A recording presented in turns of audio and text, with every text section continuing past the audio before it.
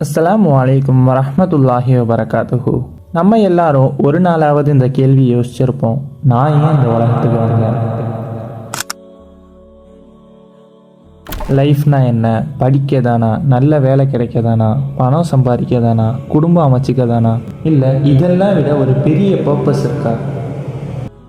சின்ன வயசில் ஸ்கூல், அதுக்கப்புறம் காலேஜ், வேலை, சேலரி, ரெஸ்பான்சிபிலிட்டிஸ், வருஷங்கள் ரொம்ப சீக்கிரம் கடந்து போகுது. ஆனால் ஒரு நிமிஷம் அமைதியாக யோசிச்சு பாருங்கள், இந்த ஜேர்னி எல்லாம் எதற்காக? உலகத்தில் பல பேர் சக்ஸஸ் அச்சீவ் பண்ணியிருக்காங்க. பெரிய வீடு, நல்ல கார், பெரிய பிஸ்னஸ், நிறைய ஃபாலோவர்ஸ். ஆனால் சிலர் இப்படியும் உணர்ந்திருக்காங்க, ஏதோ ஒன்று மிஸ்ஸிங், லைஃப்க்கு மீனிங் தேடிக்கிட்டு இருக்கேன். இந்த கேள்வி புதுசு இல்லை, இது நம்ம ஜென்ரேஷனோட ப்ராப்ளம் மட்டும் இல்லை. பல காலங்களாக மனிதர்கள் இந்த கேள்வியை கேட்டுக்கிட்டு வந்திருக்காங்க. நம்ம லைஃப்க்கு உண்மையான பர்பஸ் என்ன? நல்லா யோசிச்சு பாருங்க, இந்த உலகத்தில் நாம் பார்க்குற ஒவ்வொரு பொருளுக்கும் ஒரு நோக்கம் இருக்கும். அப்படின்னா நம்மளை படைத்த அல்லாஹ் சுப்ஹானஹு வ தஆலா நம்மளை எதற்காக படைச்சிருப்பான்? கொஞ்சம் சிந்திச்சு பாருங்க. அடுத்த பகுதியில் இந்த கேள்விக்கு அல்லாஹ் குர்ஆனில் என்ன பதில் சொல்கிறான்னு பார்ப்போம் இன்ஷா அல்லாஹ். கொஞ்சம் முன்னாடி நாம் ஒரு கேள்வி கேட்டோம், நம்ம லைஃப்க்கு உண்மையான பர்பஸ் என்ன? இந்த கேள்விக்கு பல பேர் பல பதில் சொல்லுவாங்க. சிலர் சொல்லுவாங்க ஹாப்பியாக இருக்கிறதா லைஃப், இன்னும் சிலர் சக்ஸஸ் அச்சீவ் பண்ணுறது தான், வேறு சிலர் மனிதான் முக்கியம். ஆனால் இந்த எல்லா பதில்களும் ஒரு மனுஷனோட யோசனைகள், ஒப்பீனியன், எக்ஸ்பீரியன்ஸ் மட்டும்தான். ஒரு சிறிய உதாரணமாக பார்த்தா, ஒரு மொபைல் ஃபோனை டிசைன் பண்ண கம்பெனிக்கு தான் அதை எப்படி யூஸ் பண்ணணும் அப்படிங்கிறது நல்லா தெரியும். ஒரு காரை உருவாக்கின இன்ஜினியருக்கு தான் அது என்ன பர்பஸ்க்காக கிரியேட் பண்ணது அப்படிங்கிறது தெரியும்.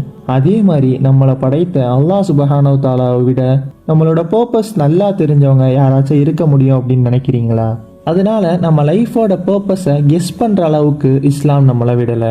அல்லாஹ் சுப்ஹானஹு வ தஆலா அவனே நம்ம பர்பஸை குர்ஆனில் தெளிவாக சொல்கிறான். வமா ஹலக்துல் ஜின்ன வல் இன்ஸ இல்லா லியஅபுதூன். நாம் ஜின்களையும் மனிதர்களையும் என்னை வணங்குவதற்காகவே தவிர வேறு எதற்காகவும் நாம் படைக்கவில்லை.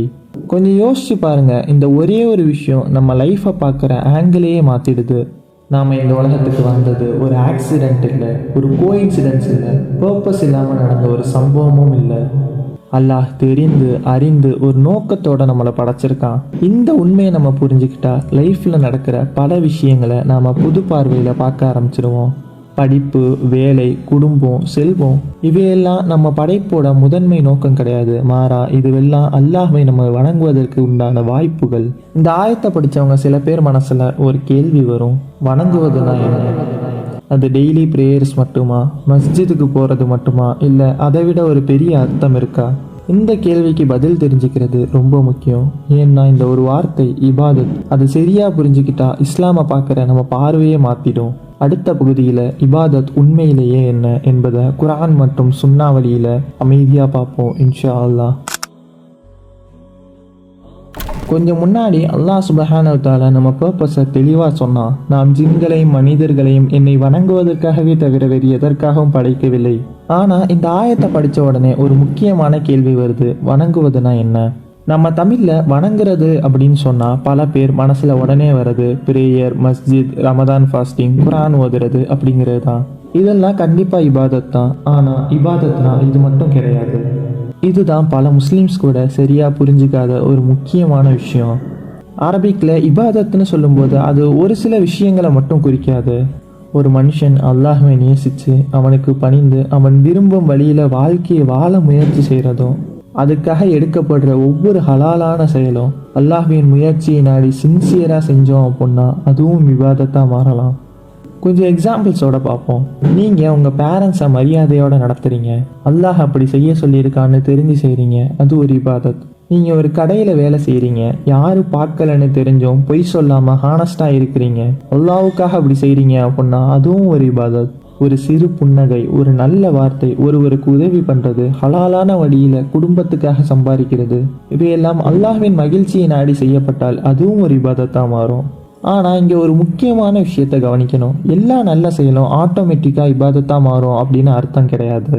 இதில் நம்ம ஒரு 2 முக்கியமான விஷயங்களை கவனிக்கணும். முதலாவது, அந்த செயல் அல்லாஹ் அனுமதித்த ஹலாலான செயலாக இருக்கணும். இரண்டாவது, அல்லாஹ்வின் மகிழ்ச்சியை நாடி சின்சியராக நல்ல நோக்கத்தோட செய்யப்படணும்.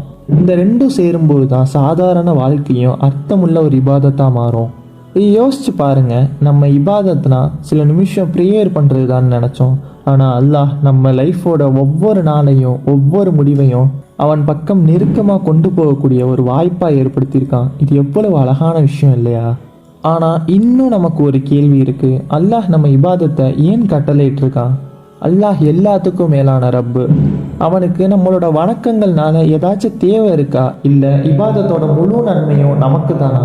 அடுத்த பகுதியில் குர்ஆன் இதை பற்றி என்ன சொல்லுதுன்னு தெளிவாக பார்ப்போம் இன்ஷா அல்லாஹ்.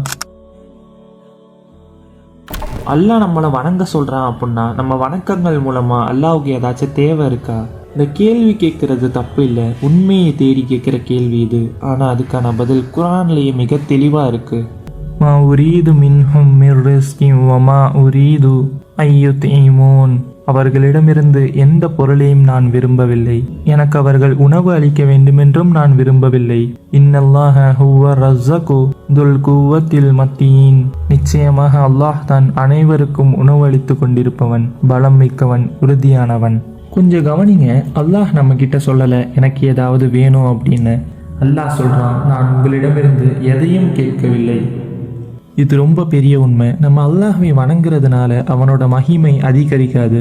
நம்ம அவனை வணங்காமல் இருந்தோன்னா அவனோட மகிமை குறைய போகிறதும் இல்லை. அல்லாஹ் எப்போதும் பூரணமானவன், வல்லமையுடையவன். அல்லாஹுக்கு எந்த தேவையும் இல்லை. அல்லாஹ் நம்மளை வணங்க சொல்கிறது அவனுக்கு எந்த தேவையும் இருப்பதுனால இல்லை. அவன் தான் எல்லா படைப்புகளுக்கும் ரப்பு. எல்லா ரிஸ்க்குகளையும் அவனே கொடுக்குறான். மனிதர்கள் அவனை வணங்கும் போது அதனுடைய நன்மைகளை அவங்களுக்கே திருப்பி சேரும். ஒரு சிறிய உதாரணமாக பார்த்தா, ஒரு டாக்டர் ஒரு பேஷண்ட் கிட்ட சொல்கிறாரு, டெய்லி மெடிசன் எடுத்துக்கோங்க. பேஷண்ட் மெடிசன் எடுத்தால் டாக்டருக்கு ஹெல்த் இம்ப்ரூவ் ஆகுமா? இல்லை, பேஷண்ட்க்கு தான் நன்மை. டாக்டர் அட்வைஸ் கொடுத்தது பேஷண்ட்டை காப்பாற்றுறதுக்காக. அதே மாதிரி அல்லாஹ்வை நம்ம வணங்குறதுக்கு கட்டளையிடுறான். அல்லாஹ்க்கு அதனால எந்த லாபமும் கிடையாது. ஆனால் அதோட நன்மை நம்ம இதயத்துக்கு, நம்ம குணத்துக்கு, நம்ம வாழ்க்கைக்கு, நம்ம ஆகிரத்துக்கு பயன்படுது. கொஞ்சம் யோசிச்சு பாருங்க, அல்லாஹ் நமக்கு எண்ணற்ற அருள்களை வழங்கியிருக்கான். காற்று, தண்ணீர், உணவு, ஆரோக்கியம். நம்ம இதயம் துடிக்க வைக்கிறது முதல்ல நம்ம தூங்கும் போது நம்மளை பாதுகாக்கிறது வரைக்கும் எல்லாமே அவனோட அருள் தான். அல்லாஹ் நம்மளை வணங்க சொல்றது அதோட முழு நன்மையும் நம்ம வாங்கிக்கிறதுக்காக தான். இந்த உண்மையை புரிஞ்சுக்கிட்டா வணக்கங்கள் எப்பயுமே தவறாது. அது அல்லாஹ் நமக்கு கொடுத்த மிகப்பெரிய ரஹ்மத்தா தெரியும். ஆனால் இன்னும் ஒரு முக்கியமான கேள்வி பாக்கி இருக்கு. இந்த உலகத்தில் நம்ம வாழ்க்கையோட ஒவ்வொரு நாளும் எதற்காக நடக்குது? சந்தோஷம், கஷ்டம், வெற்றி, தோல்வி, இதுக்கெல்லாம் என்ன அர்த்தம்? குர்ஆன் சொல்லுது, இந்த வாழ்க்கை ஒரு டெஸ்ட். அடுத்த பகுதியில் அல்லாஹ் நம்ம வாழ்க்கையை எப்படி ஒரு சோதனையாக அமைச்சிருக்கான் அப்படிங்கிறத பார்ப்போம்.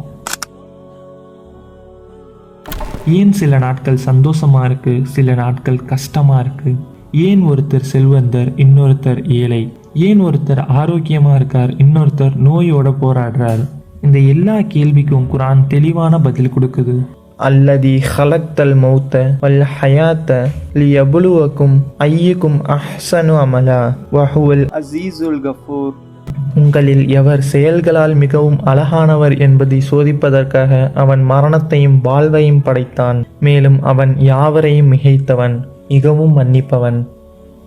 கவனிச்சிங்களா? அல்லாஹ் யார் அதிகமான செயல்கள் செய்கிறாரு அப்படின்னு சொல்ல, யார் மிகவும் சிறந்த செயல்கள் செய்கிறாரு அப்படிங்கிறத சொல்கிறான். இது ஒரு மிகப்பெரிய வித்தியாசம். இந்த ஆயத்து நமக்கு செயல்களின் எண்ணிக்கையை விட அதனோட சிறப்பையும் நேர்மையையும் அல்லாஹ் கவனிக்கிறான் அப்படிங்கிறத நமக்கு நினைவுபடுத்துது. மிகச்சிறந்த செயல் அப்படிங்கிறது அல்லாஹ்வுக்காக உள தூய்மையோடு செய்யப்படும் செயல்.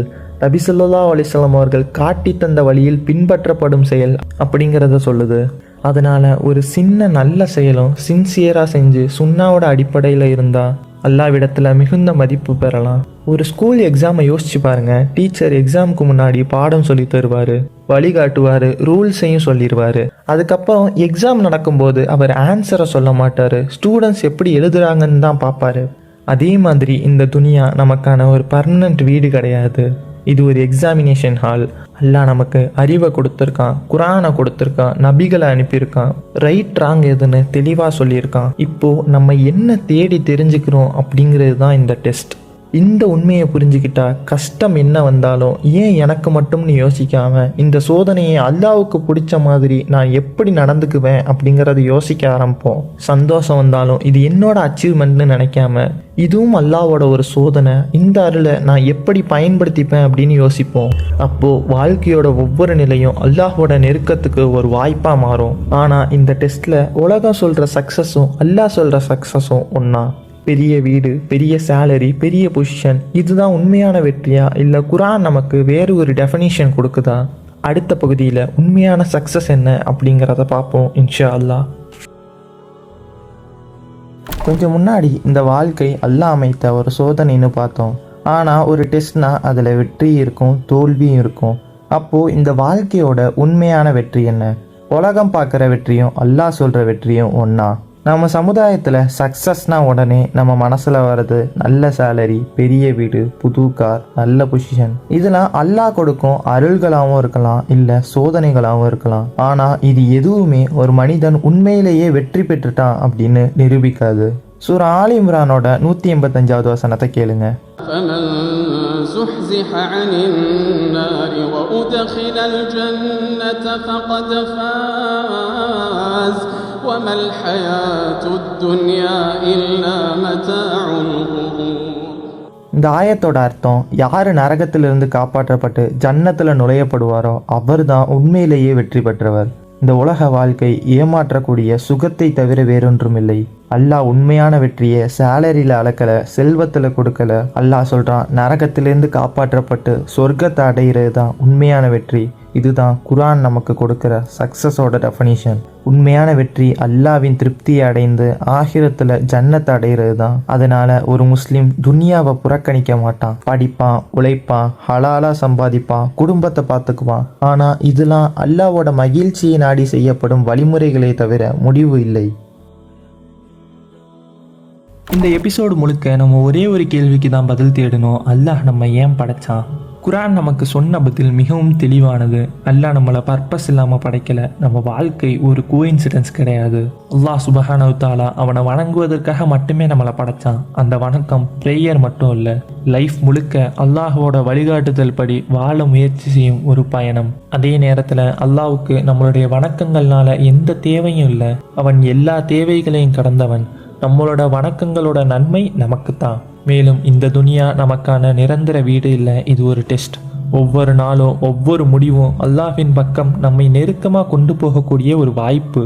குரான் நமக்கு இன்னொரு முக்கியமான உண்மையையும் நினைவுபடுத்துது. உண்மையான வெற்றி அப்படிங்கிறது பெரிய வீடு, சேலரி இல்லை, அல்லாவோட திருப்தியை பெற்று சொர்க்கத்தை அடைகிறது தான் உண்மையான வெற்றி. இப்போ ஒரு நிமிஷம் அமைதியாக யோசிச்சு பாருங்க. இந்த காலையில் எழுந்தது முதல் இந்த வீடியோவை பார்க்குற இந்த நிமிஷம் வரைக்கும் நம்ம வாழ்க்கை அல்லாஹ் படைத்த பர்பஸை நோக்கி போகுதா? நம்ம முடிவுகள் அல்லாவோட மகிழ்ச்சியை நோக்கி போகுதா? நாம் தேடுற வெற்றி அல்லாஹ் சொல்கிற வெற்றியா, இல்லை இந்த உலகம் சொல்லி கொடுக்கக்கூடிய வெற்றியா? இந்த கேள்விகளுக்கான முழு பதில் அல்லாஹ் மட்டுமே அறிந்தவன்.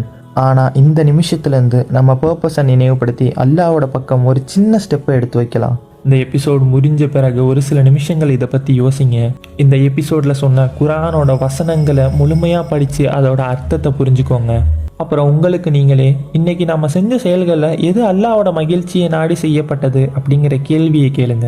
அந்த ஒரு கேள்வியை அல்லாஹ் அனுமதிச்சா நம்ம வாழ்க்கையில் ஒரு அழகான மாற்றத்தோட ஆரம்பமாக இருக்கலாம். அல்லாஹ் சுப்ஹானஹு வ தஆலா நாம் உண்மையை புரிந்து கொள்ளும் அறிவையும், அதன்படி நடக்கக்கூடிய தௌஃபீக்கையும், தூய்மையான இதயத்தையும், நல்ல முடிவையும் நம்ம அனைவருக்கும் கொடுப்பானாக. ஆமீன்.